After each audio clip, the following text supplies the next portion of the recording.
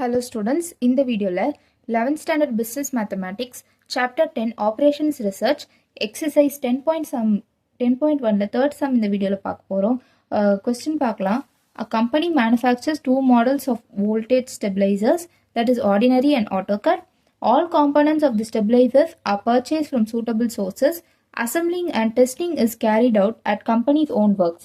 The assembling and testing time required for the two models are 0.8 hours each for ordinary and 1.20 hours each for AutoCAD. Manufacturing capacity 720 hours at present is available per week. The market for two models has been surveyed, which suggests maximum weekly sale of 600 units of ordinary and 400 units of AutoCAD. Profit per unit for ordinary and AutoCAD models has been estimated at rupees 100 and rupees 150 respectively. Formulate the linear programming problem. So இப்போ கொஸ்டினில் as per linear programming problem படி போட சொல்லியிருக்காங்க. அதுக்கு முதல்ல கொஸ்டினில் என்னென்ன datas கொடுத்துருக்காங்கன்னு ஒரு வாட்டி பார்க்கலாம். ஸோ ஒரு கம்பெனி வந்து two models of voltage stabilizer produce பண்ணுறாங்கன்னு சொல்லியிருக்காங்க. That is ordinary and AutoCAD. Then அந்த ஒரு மாடலுக்குமே அசம்பிள் பண்ணுறதுக்கும் டெஸ்ட் பண்ணுறதுக்கும் எவ்வளோ டைம் ரிக்வயர் ஆகுதுன்னு கொடுத்துருக்காங்க. So 0.8 hours for ordinary and 1.20 hours for AutoCADன்னு கொடுத்துருக்காங்க. தென் மேனுஃபேக்சரிங் கெப்பாசிட்டி, அதாவது மேனுஃபேக்சரிங் கெப்பாசிட்டி ஒரு வாரத்துக்கு எவ்வளோ அவைலபிளாக இருக்குன்னு கொடுத்துருக்காங்க, 720 hours. தென் ரெண்டு மாடலுக்கான maximum weekly sale per week வந்து கொடுத்துருக்காங்க. That is 600 units of ordinary and 400 units of AutoCAD. So then profit per unit for ordinary and AutoCAD models கொடுத்துருக்காங்க rupees 100 and rupees 115. ஸோ இந்த எல்லா டேட்டாஸ் வச்சு as per linear programming problem படி நம்ம போட போகிறோம். ஸோ இப்போ எல்பிபியில் ஃபர்ஸ்ட் ஸ்டெப்பாக நம்ம number of ordinary and AutoCAD voltage ஸ்டெபிளைசர்ஸை x1 அண்ட் x2ன்னு வேரியபிள் கொடுத்துக்கிறோம். நெக்ஸ்ட் வந்து நம்ம அப்ஜெக்டிவ் ஃபங்க்ஷன் ஃபைண்ட் அவுட் பண்ணோம்.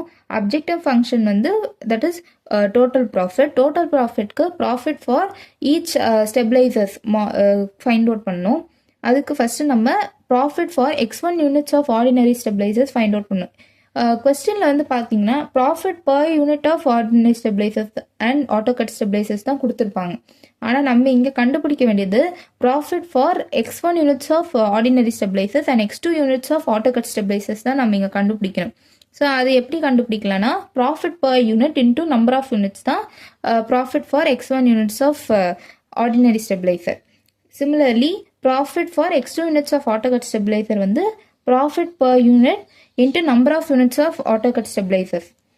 நெக்ஸ்ட்டு டோட்டல் ப்ராஃபிட் வந்து இது ரெண்டுத்தையுமே நம்ம ஆட் பண்ணோம்னா நமக்கு கிடைக்கும். So total profit which is equal to objective function, அதுதான் Z டினோட் பண்ணுவோம், equal to 100x1 plus 150x2.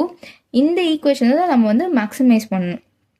Next வந்து நம்ம கன்ஸ்ட்ரெயின்ஸ் பார்க்க போகிறோம். கன்ஸ்ட்ரெயின்ஸ் வந்து all the limitations for profit maximisation தான் கன்ஸ்ட்ரெயின்ஸில் வரும். ஸோ கன்ஸ்ட்ரெயின்ஸ் வந்து ஃபஸ்ட்டு நம்ம கொஸ்டினில் பார்த்தோன்னா இந்த அசம்பிளி அண்ட் டெஸ்டிங் டைம் வந்து ஒரு மாடலுக்கு எவ்வளோ ரிக்வயர் ஆகுதுன்னு கொடுத்துருப்பாங்க அண்ட் டோட்டல் அவைலபிலிட்டியும் கொடுத்துருப்பாங்க. அதுதான் வந்து இங்கே எழுத போகிறோம். So assembling and testing required வந்து 0.8 for ordinary stabilizer and 1.2 for AutoCAD stabilizer கொடுத்துருக்காங்க. அண்ட் அதோட into number of units of ordinary stabilizer into number of units of AutoCAD stabilizers. So இது ரெண்டுத்தையுமே மல்டிப்ளை பண்ணி less than or equal to 700 எழுதிக்கிறோம், which is total availability. Up to 700 வரைக்கும் தான், 700 hours வரைக்கும் தான் இதுக்கு இந்த ரெண்டு மாடலுக்குமே அவங்களால ஒதுக்க முடியும். நெக்ஸ்ட் வந்து maximum weekly sale for both the models. So maximum weekly sale for ordinary model பார்த்தீங்கன்னா அப் டு 600 தான் இருக்குது.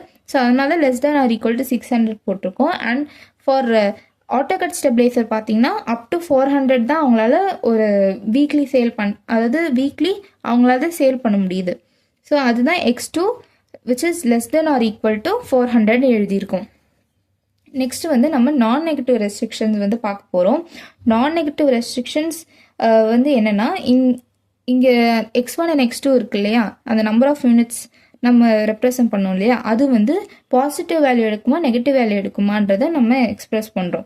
சின்ஸ் நம்பர் ஆஃப் ப்ராடக்ட்ஸ் அதாவது நம்பர் ஆஃப் யூனிட்ஸ் வந்து நம்மளால் நெகட்டிவில் சொல்ல முடியாது. ஸோ நம்ம பாசிட்டிவ் வேல்யூஸ் எடுத்துக்கிறதால 0 greater than or equal to 0 நம்ம இங்கே எழுதிக்கிறோம். ஸோ 0 இல்லைன்னா அதுக்கும் மேலே தான் எடுத்துக்கும், நெகட்டிவ் வேல்யூஸ் எடுத்துக்காது. ஸோ லாஸ்ட்டாக வந்து நம்ம மேத்தமெட்டிக்கல் ஃபார்முலேஷன் ஃபார் எல்பிபி எழுதிக்க போகிறோம். அதாவது நம்ம இந்த அப்ஜெக்டிவ் ஃபங்க்ஷன், கன்ஸ்ட்ரெயின்ஸ், நான் நெகட்டிவ் ரெஸ்ட்ரிக்ஷன்ஸ் எல்லாத்தையுமே ஆர்டராக எழுத போகிறோம். ஃபஸ்ட்டு நம்ம அப்ஜெக்டிவ் ஃபங்க்ஷன் எழுதிக்கலாம். z is equal to 100x1 plus 150x2 எழுதிக்கிறோம். நெக்ஸ்ட் வந்து சப்ஜெக்ட் டு த கன்ஸ்ட்ரெயின்ஸ்னு எழுதி கன்ஸ்ட்ரெயின்ஸுக்கு கீழே எழுதுனது எல்லாத்தையும் ஆர்டராக எழுதிட்டு கடைசியாக வந்து நான் நெகட்டிவ் ரெஸ்ட்ரிக்ஷன்ஸில் என்ன எழுதணுமோ அதையும் எழுதணும். அவ்வளோதான் இந்த சம். உங்களுக்கு ஏதாவது இந்த சம்மில் டவுட் இருந்ததுன்னா கண்டிப்பாக கமெண்ட் பாக்ஸில் கமெண்ட் பண்ணுங்கள்.